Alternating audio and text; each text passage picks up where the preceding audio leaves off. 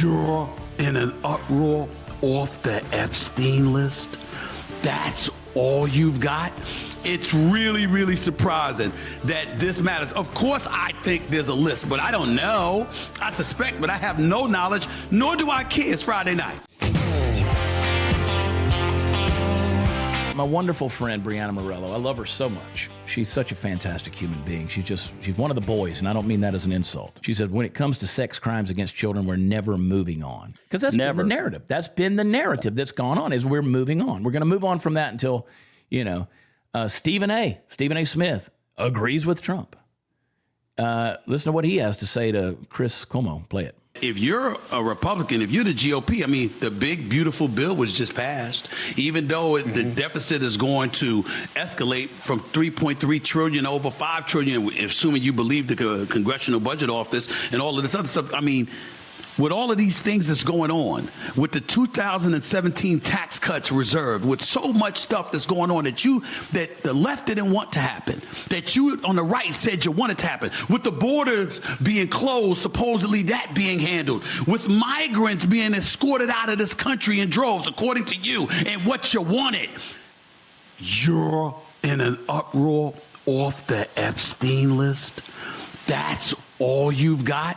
It's really, really surprising that this matters. Of course, I think there's a list, but I don't know. I suspect, but I have no knowledge, nor do I care. It's Friday night. I'm getting ready to go out and enjoy myself. I'm getting ready to have a nice weekend. I can give a damn about the Epstein client list. This has no effect on me whatsoever. I have a life. I don't understand for the life of me why this matters so much to these. I'm talking about people losing it. They're crying on camera. They're talking about resignations. They're pissed off about everything. I'm like, really? With all the stuff going on in this country, with all the power that you possess because of the cachet and the influence you have because of your connection to this administration, that's why you upset at Trump? I didn't blame Trump one bit for looking at them and saying, really? That really matters to you? That's really that important? Now, maybe he had a different reason for saying it, trying to be evasive or whatever. I don't know. But I do know this.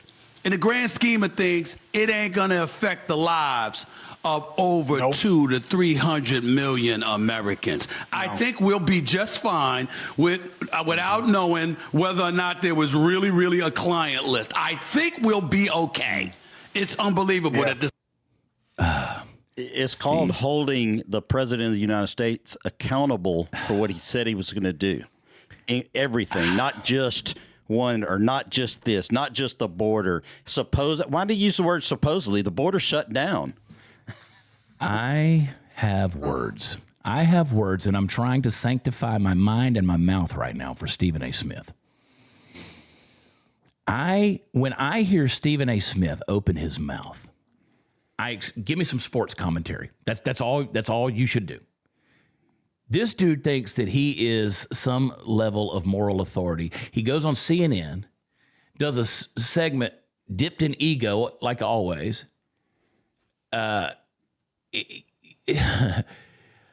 He's not smart, first of all.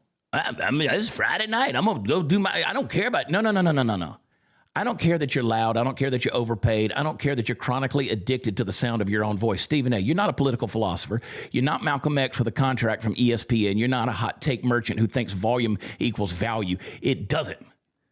You want to get on Chris Cuomo's show and scream at the camera like that's obnoxious theater. And to say, it doesn't matter to 200, 300 million Americans. Bullshit. You flip-flop harder than a fish in a frying pan, dude. One day is we got to keep it real. The next day, you're kissing the corporate ass on national television, backing down on what is the biggest scandal in possibly American history.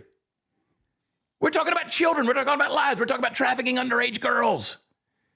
And when it's time to speak some truth about stuff that's fallen apart, like our inner cities, broken education system, double standards in politics, people running on something and then they're going to flip-flop on a campaign promise, censorship, cultural rot, crickets from you, dude. But you're going to jump in front of a camera and sit there and say nobody cares? You're the kind of guy that would sell your soul for a primetime segment, and I think you've already done it. You met the devil at the crossroads, and based on that level of nonsense, You've already signed the dotted line, dude. Stephen A., with all due respect, which ain't much, shut the hell up. Go back to yelling about the Knicks. You're barely credible there, and you're comically irrelevant everywhere else. It's Friday night. I'm going to go out and have... Shut up. For the love of sanity, stop pretending you're the voice of reason. You're not. You're the voice of whoever pays your check this week. It's Kevin Spacey. Kevin, hide your kids. Spacey, the dude who's been canceled for the last number of years, ruined his acting career because he was diddling 15-year-olds, apparently, allegedly. Look at this punk. Look at this guy. Because his name might be on the list, and he doesn't care who goes down because he already went down for it. He just knows. Well, he doesn't care about underage girls. He cares about underage boys. I mean, he's got permanently shaped lips. Look at this guy. That's what Adam Schiff would look like if he had a thick neck. Go back to his tweet, though. This is what he says. He says, release the Epstein files, all of them. For those of us with nothing to fear, the truth can't come soon enough. I hate to make this about me, but the media already has. There you have it. He has nothing to lose. Yeah. You know they aren't going to come out now, so pretend you want them. That's retard finder. I like that. Yeah. Absolutely disgusting. And again, people are like, man, you're gonna hurt us in the midterms, Chad, because you're talking about Trump. Listen, guys, I'm trying to save this administration. What my little peon voice is doing, Trump is the guy. He's the right guy for this country right now. He is. He's the person we need. But to get all of these talking heads out there that are going to come on and say, we're moving on from this. Bro, that reeks to me. It reeks. And I'd love for somebody to change my mind. And you blowing up the chat saying you don't like Trump, or what you've turned, you're not actual MAGA. If being actual MAGA means hiding the truth about the rape of children, then I'm not MAGA. And they'll cut that clip and they can put it out there, whatever. But no, if that's what that means, if that's to the average listener, audience member who randomly comes on here and listens to this show, if you think I don't support Donald Trump, shut your mouth and pay attention. I do. I support this administration. And the reason, Steve, we get this insider information, like we just said from Benny, is because we know people in this administration. I know these people. And that's why we find out certain things. This is a transparent administration in a number of ways. The Biden administration never called me on the phone. The first Trump administration never called me on the phone. I never got emails from them. If you would have been trans, they would have. Maybe so. I'd have gotten a visit. But no, I'm telling you, this is the downfall of society. They think it's the other way around. They think by pulling the string is going to unravel the fabric of society. No, I'm saying not pulling it. You can't remain a society. You can't claim your values. You can't say you believe in the Constitution, the Bill of Rights, and much less the Bible if you're not willing to pursue this truth. Now, what about the people that are saying Trump Trump's playing 5D chess or whatever? Again, I'm exhausted with that rhetoric. I'm exhausted with it. Like, show me. Show me. I mean, show me all these art of the deal people. I'm going to get controversial even further. All these art of the deal people that want to say, oh, Trump's doing this and that.